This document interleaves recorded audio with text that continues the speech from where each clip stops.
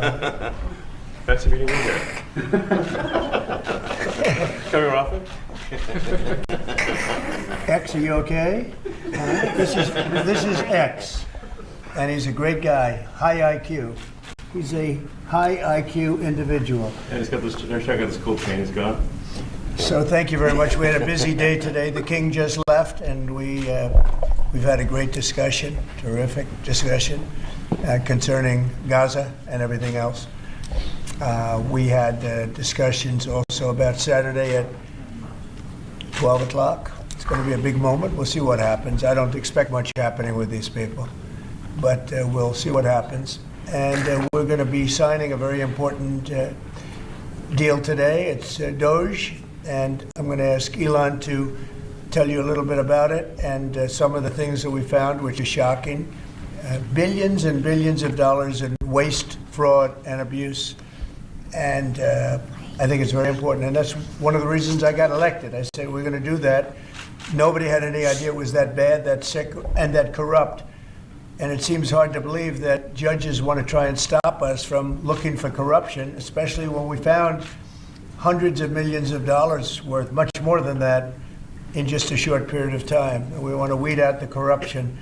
And it seems hard to believe that a judge could say, we don't want you to do that. Well, so maybe we have to look at the judges, because that's a very serious, I think it's a very serious violation. I'll ask Elon Musk to say a few words, and we'll take some questions. Elon, go ahead. Sure. So at a high level, you say, what is the goal of DOGE, and I think a significant part of the presidency is to restore democracy. This may seem like, well, aren't we in a democracy? Well, if you don't have a feedback, okay, we'd have to, if you sorry. Tell you, gravitas can be difficult sometimes. If there's not a good feedback loop from the people to the government, and if you have rule of the bureaucrat, or if the bureaucracy is in charge, and then what meaning does democracy actually have? If the people cannot vote and have their will be decided by their elected representatives in the form of the president and the Senate and the House, then we don't live in a democracy, we live in a bureaucracy. So it's incredibly important that we close that feedback loop, we fix that feedback loop, and that the public's elected representatives, the president, the House, and the Senate, decide what happens, as opposed to a large unelected bureaucracy. This is not to say that there are good people who are in the federal bureaucracy, but you can't have an autonomous federal bureaucracy. You have to have one that is responsive to the people. That's the whole point of a democracy. And if you looked at this, if you looked at the founders today and said, what do you think of the way things have turned out? Well, we have this unelected, fourth unconstitutional branch of government, which is the bureaucracy, which has, in a lot of ways, currently more power than any elected representative. And this is not something that people want, and it's not. It does not match the will of the people. So it's just something we've got to fix. And then we've also got to address the deficit. So we've got a $2 trillion deficit, and if we don't do something about this deficit, the country's going bankrupt. I mean, it's really astounding that the interest payments alone on the national debt exceed the Defense Department budget, which is shocking, because we spend a lot of money on defense. But and if that just keeps going, we're essentially going to bankrupt the country. So what I really would say is, like, it's not optional for us to reduce the federal expenses. It's essential. It's essential for America to remain solvent as a country, and it's essential for America to have the resources necessary to provide things to its citizens and not simply be servicing vast amounts of debt. And also, could you mention some of the things that your team has found, some of the crazy numbers, including the woman that walked away with about 30 million, right, etc.? Well, we do find it sort of rather odd that there are quite a few people in the bureaucracy who have ostensibly a salary of a few $100,000, but somehow manage to accrue tens of millions of dollars in net worth while they are in that position, which is, you know, what happened to USAID. We're just curious as to where it came from. Maybe they're very good at investing, in which case we should take their investment advice, perhaps. But just there seems to be mysteriously they get wealthy. We don't know why. Where does it come from? And I think the reality is that they're getting wealthy at the taxpayer expense. That's the honest truth of it.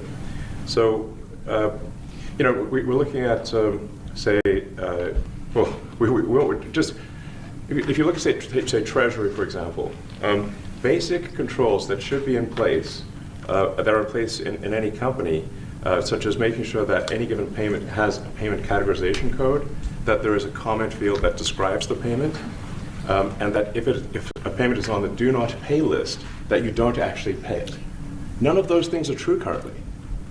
So the reason that departments can't pass audits is because the payments don't have a categorization code. It's like just a massive number of blank checks just flying out the building.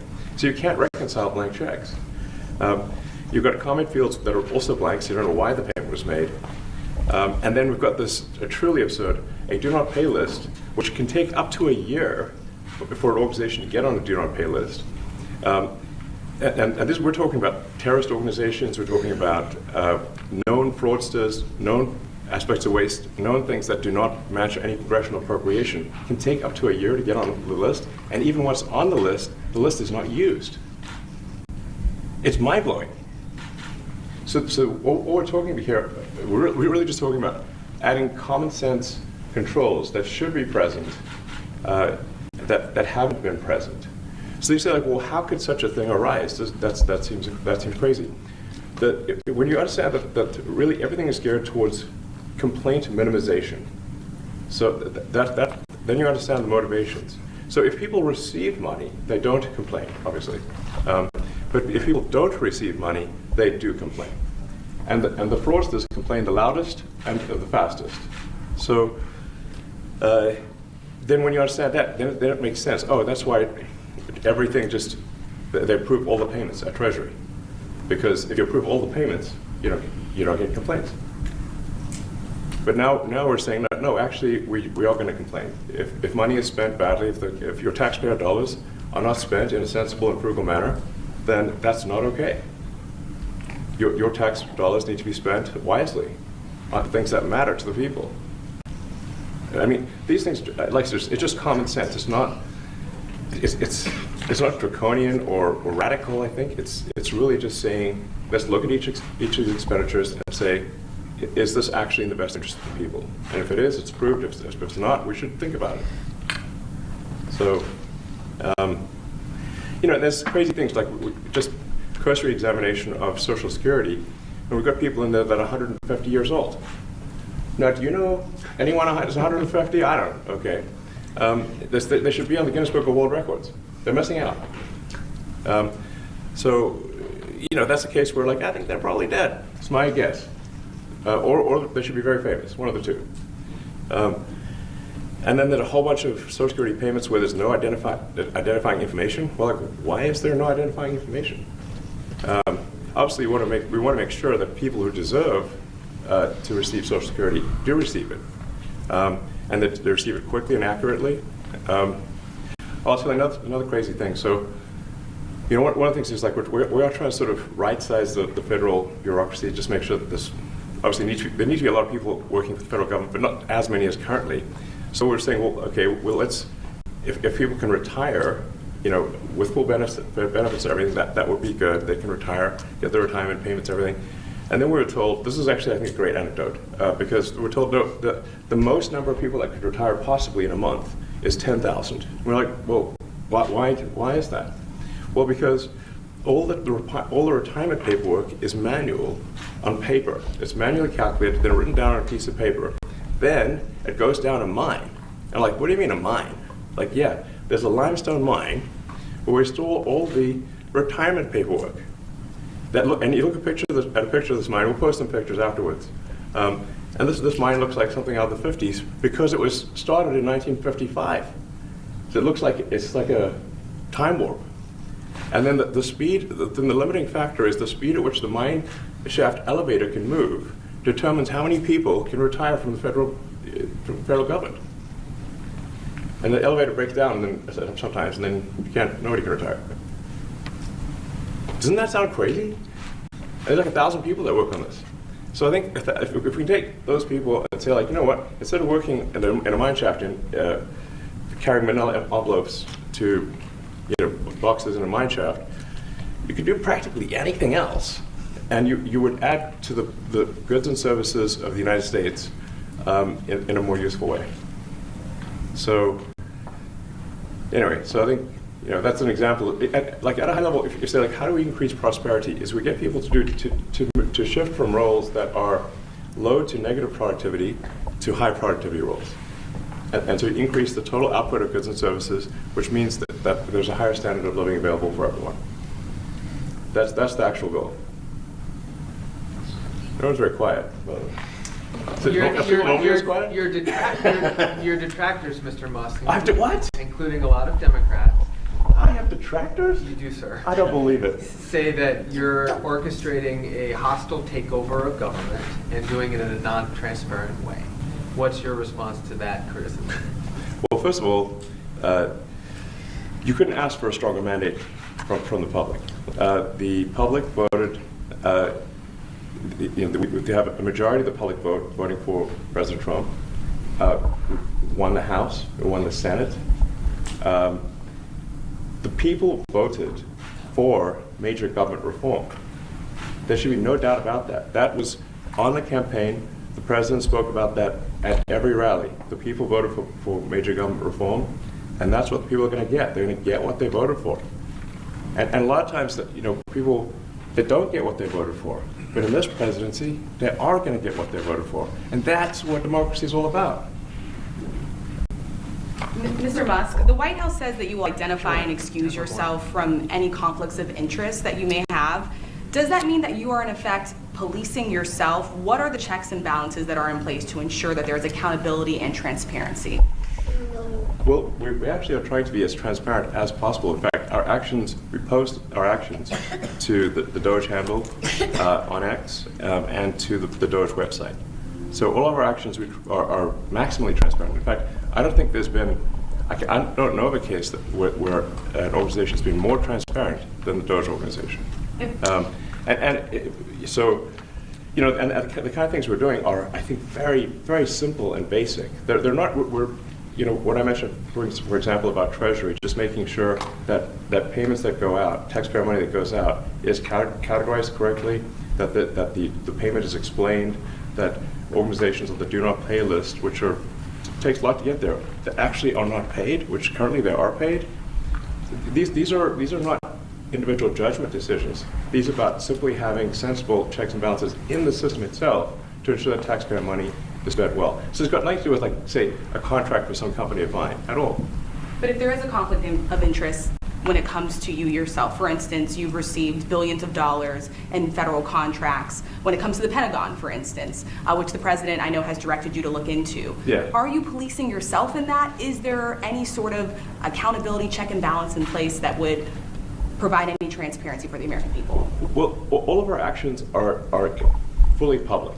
So if you see anything, you say, like, wait a second, hey, Elon, that seems like maybe that's, that there's a conflict there. It's not like people are going to be shy about saying that. They'll say it immediately. Including you yourself. Yes. But transparency is what builds trust, not simply somebody asserting trust. So not somebody saying they're trustworthy, but transparency, so you can see everything that's going on. And then you can see, am I doing something that benefits one of my companies or not? It's totally obvious. And if we thought that, we would not let him do that segment or look in that area if we thought there was a lack of transparency or a conflict of interest. And we watch that also. He's a big businessman. He's a successful guy. That's why we want him doing this. We don't want an unsuccessful guy doing this. Now, one thing also that Elon hasn't really mentioned are the groups of people that are getting some of these payments. They're ridiculous. And we're talking about billions of dollars. So we found fraud and abuse. I would say those two words as opposed to the third word that I usually use, but in this case, fraud and abuse. It's abusive because most of these things are virtually made up, or certainly money shouldn't be sent to them. And you know what I'm talking about. It's crazy. So, but we're talking about tens of billions of dollars that we've already found. And now a judge who's an activist judge wants to try and stop us from doing this. Why? Why would they want to do that? I campaigned on this. I campaigned on the fact that I said government is corrupt. And it is very corrupt. It's very, very, it's also foolish. As an example, a man has a contract for 3 months and the contract ends, but they keep paying him for the next 20 years, because nobody ends a contract. You got a lot of that. You have a contract that's a 3-month contract. Now, normally, if you're in a small, in all fairness, it's the size of this thing is so big. Yeah. But if you have a contract and you're in a regular business, you end the contract in 3 months. It's a consultant. Here's a contract for 3 months, but it goes on for 20 years. And the guy doesn't say that he got money for 20 years. They don't say it. They just keep getting checks month after month, and you have various things like that, and even much worse than that, actually, much worse. And I guess you call that incompetence, maybe. Yeah. It could be corruption. It could be deals made on both sides, where the guy gets the money, he kicks. I think there's a lot of kickback here. I see a lot of kickback here. There's a lot of kickbacks. A tremendous kickback, because nobody could be so stupid to give out some of these contracts. Yes. So he has to get a kickback. So that's what I got elected for, that and borders and military and a lot of things, but this is a big part of it.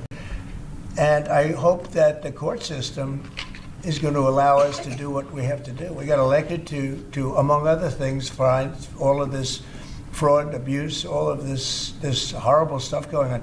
And we've already found billions of dollars, not like a little bit, billions, many billions of dollars. And when you get down to it, it's going to be probably close to $1 trillion. It could be close to $1 trillion that we're going to find. That will have quite an impact on the budget.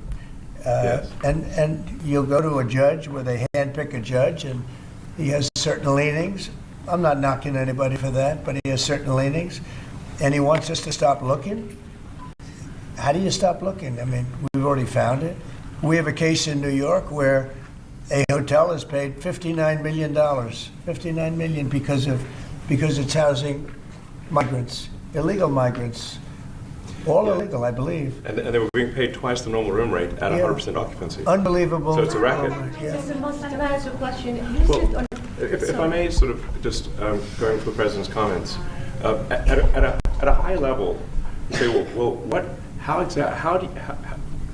what are the two ingredients that are really necessary in order to cut the budget deficit in half from $2 trillion to $1 trillion? And it's really two things: competence and caring. And if you add competence and caring, you'll cut the budget deficit in half. And I fully expect to be scrutinized and get a daily proctology exam, basically. Might as well just camp out there. So it's not like I think I can get away with something. I'll be scrutinized nonstop. But with support of the President, we can cut the budget deficit in half from $2 trillion to $1, and then with deregulation, because there's a lot of sort of regulations that don't ultimately serve the public good. We need to free the builders of America to build, and if we do that, that means I think we can get the economic growth to be maybe 3-4%, maybe 5%. And that means if you can get $1 trillion of economic growth, and you can cut the budget deficit by $1 trillion, between now and next year, there is no inflation. There's no inflation in 26. And if the government is not borrowing as much, it means that interest costs decline. So everyone's the mortgage, their car payment, their credit card bills, anything, their student debt, the monthly payments drop. That's a fantastic scenario for the average American. I mean, imagine they're going down the grocery aisle and the prices from one year to the next are the same, and their mortgage, all their debt payments dropped. How great is that for the average American? We had no That's idea. We had no idea we were going to find this much, and it's open. It's not like complicated. It's not that simple complicated. Stuff. It's just a lot of work. You Yeah. can't believe it. A lot of work, a lot of smart people involved. Very, very smart people. But you're talking about anywhere maybe $500 billion. It's crazy the kind of numbers you're It is really talking crazy. about. You know, normally when you're looking at something, you'll find you're looking for 1 out of 100. Here, you're almost reversing it. You look for one that's good. Yeah. And you can look at the title and you say, why are we doing this? Why are we doing that? And the public gets it. You know, the public gets it. You've seen the polls. The public is saying, why are we paying all this money? This for years, this has gone on. Mr. Musk, President Trump, Yeah, go ahead. Wait, go ahead. Senator Rand Paul today said that DOGE cuts will ultimately need a vote in Congress. Do you agree with that? Is that the plan? I really don't know. I know this. We're finding tremendous fraud and tremendous abuse. If I need a vote of Congress to find fraud and abuse, it's fine with me. I think we'll get the vote, although there'll be some people that wouldn't vote. And how could a judge want to hold us back from finding all of this fraud and finding all of this incompetence? Why would that happen? Why would even Congress want to do that? Now, Congress, if we do need a vote, I think we'd get a very easy vote because we have a track record now. We've already found billions of dollars of abuse, incompetence, and corruption. A lot of corruption. If a judge does block one of your policies, part of your agenda, will you abide by that ruling? Will you comply Well, I with that always order? abide by the courts, and then I'll have to appeal it. But then what he's done is he slowed down the momentum. And it gives crooked people more time to cover up the books. You know, if a person's crooked and they get caught, other people see that, and all of a sudden it becomes harder later on. So, yeah, the answer is I always abide by the courts, always abide by them, and will appeal. But appeals take a long time, and I would hope that a judge, if you go into a judge and you show him, here's a corrupt situation, we have a check to be sent, but we found it to be corrupt. Do you want us to send this corrupt check to a person, or do you want us not to give it and give it back to the taxpayer? I would hope a judge would say, don't send it, give it back to the taxpayer. Yeah, if I can add to that, what we're finding is that a bunch of the fraud is not even going to Americans. So I think we can all agree that if there's going to be fraud, it should at least go to Americans. But a bunch of the fraud rings that are operating in the United States and taking advantage of the federal government, especially in the entitlements programs, are actually foreign fraud rings. They're operating in other countries and actually exporting money to other countries. We should stop that. Mr. Musk, and this is big numbers. We're about $100 to $200 billion a year. Sure. Serious money. Mr. Musk, you said on X that an example of the fraud that you have cited was $50 million of condoms was sent to Gaza. But after fact check this, apparently Gaza in Mozambique, and the program was to protect them against HIV. So can you correct the statements? It wasn't sent to Hamas actually. It was sent to Mozambique, which makes sense why condoms was sent there. Yeah. And how can we make sure that all the statements that you said were correct, so we can trust what you say? Well, first of all, some of the things that I say will be incorrect and should be corrected. So nobody's going to bat 1,000. I mean, we will make mistakes, but we'll act quickly to correct any mistakes. I'm not sure we should be sending $50 million worth of condoms to anywhere, frankly. I'm not sure that's something Americans would be really excited about. And that is really an enormous number of condoms, if you think about it. If it went to Mozambique instead of Gaza, I'm like, okay, that's not as bad, but still, why are we doing that? Mr. Musk, can you talk a little bit about how closely you're working with agency heads as you're directing these cuts? Do they have how much input do agency heads have when you're making these decisions? Yeah, we work closely with the agency heads, there are sort of checks in place. So it's not just us just going in and doing things willy-nilly. It's in partnership with the agency heads, and I check frequently with the president to make sure that this is what the president wants to have happen. So we talk almost every day, and I double check things to make sure, is this something, Mr. President, you want us to do this? Then we'll do it. USAID has been one of your main targets. Are you concerned at all that some of the cuts or that shutting that agency altogether may lead to diseases or other bigger problems starting in other countries that then come to the United States? Yeah, so that's an interesting example. So that's something where we work closely with the State Department and Secretary Rubio. And we have, for example, turned on funding for Ebola prevention and for HIV prevention. You left that, you said? Yes, correct. And we are moving fast, so we will make mistakes, but we'll also fix the mistakes very quickly. Do you see it as a worthy cause, USAID? I think that there's some worthy things, but overall, if you say what was the bang for the buck, I would say it was not very good. And there was far too much of what USAID was doing was influencing elections in ways that I think were dubious and do not stand the light of day. I just have to follow up to the Pentagon contracts. If you have received billions of dollars in contracts from the Pentagon, and the president's directing you to look into the Department of Defense, is that a conflict of interest? Are going to do at the president's request. Does that present a conflict of interest for you? No, because you'd have to look at the individual contract and say, first of all, I'm not the one, filing the contract. It's people at SpaceX or something who will be fighting for the contract. And I'd like to say, if you see any contract where where it was awarded to SpaceX and it wasn't by far the best value for money for the taxpayer, let me know, because every one of them was. The president said the other day that you might look at treasuries. Could you explain that a little bit? What kind of fraud, and that question goes to both of you, what kind of fraud are you expecting to see or do you see right now in U.S. treasuries?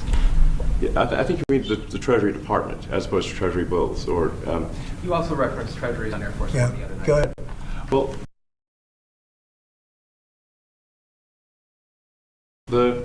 as I mentioned earlier, really the first order of business is to make sure we're actually collecting. Sorry for this. I thought my son might enjoy this, but he's sticking his fingers in my ears and stuff. So it's a bit hard to hear sometimes. Hey, stop that. The stuff we're doing with Treasury Department is so basic that you can't believe it doesn't exist already. So for example, like I mentioned, just making sure that when a payment goes out, it has to have a payment categorization code. It's like, what type of payment is this? You can't just leave the field blank. Currently, many payments, the field is left blank. And you have to describe what's the payment for, some basic rationalization. That also is left blank. So this is why the Pentagon, when's the last time the Pentagon passed an audit? A decade ago, maybe? I don't know, ever? Really? And we want to, just in order to actually pass audits, you have to have financial information that allows you to trace the payments. And once in a while, the Treasury has to pause payments if it thinks the payment is going to a fraudulent organization.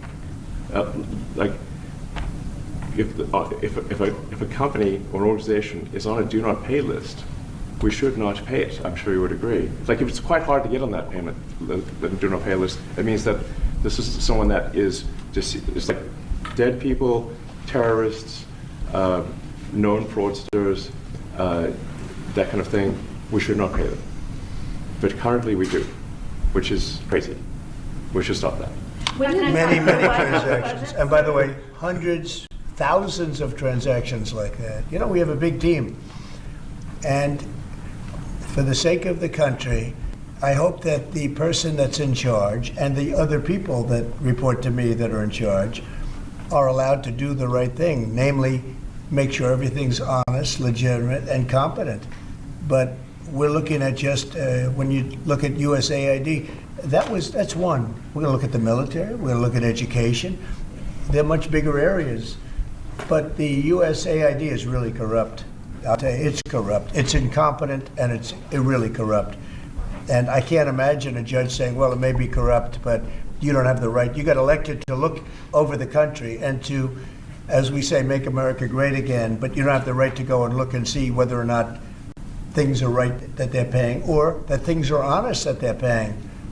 And nobody can even believe this. Other people, law professors, they've been saying, how can you take that person's right away? You're supposed to be running the country, but we're not allowed to look at who they're paying it to and what they're paying.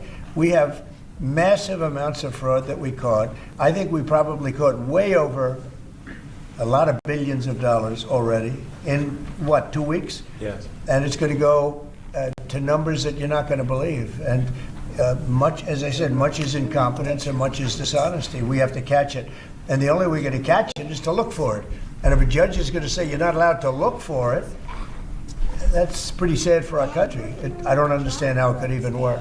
On the buyout program, can you personally guarantee that Which one? The buyout program, the offer to federal workers, Can you personally guarantee that the workers who opt in to resign now will be paid through Well, September? they'll get their money, but they're getting a good deal. They're getting a big buyout. And what we're trying to do is reduce government. We have too many people. We have office space. It's occupied by 4%. Nobody's showing up to work because they were told not to. And then Biden gave them a 5-year pass, some of them, 48,000 of them, gave them a 5-year pass, that for 5 years you don't have to show up to work. And let me tell you, this is largely, much of this stuff is because of Biden. It's his fault. He allowed this country, what he did on our border. What he did on our border is almost not as bad as what he did with all of these contracts that have come out. It's a very sad day when we look at it. I can't even believe it. But many contracts just extend and they just keep extending, and there was nobody there to correct it. And that cannot be, I can't imagine that could be held up by the court. Any court that would say that the president or his representatives, like Secretary of the Treasury, Secretary of State, whatever, doesn't have the right to go over their books and make sure everything's honest. I mean, how can you have a country? You can't have anything that way. You can't have a business that way. You can't have a country that way. Hey, thank you very much, everybody. Thank you. All right, guys. Let's go. Come on, guys. Coming back tonight. Guys, come on. Mark Fogel will be at the White House tonight at about 10 o'clock. If you want to come over, you can say hello to him. Did the U.S. give anything in return? Not much. No, they were very nice. We were treated very nicely by Russia, actually. I hope that's the beginning of a relationship where we can end that war and millions of people can stop being killed. They've lost millions of people. They lost, in terms of soldiers, probably 1.5 million soldiers in a short period of time. We got to stop that war. And I'm interested primarily from the standpoint of death. We're losing all those soldiers. And they're not American soldiers, they're Ukrainian and Russian soldiers. But you're probably talking about 1.5 million. I think we got to bring that one to an end.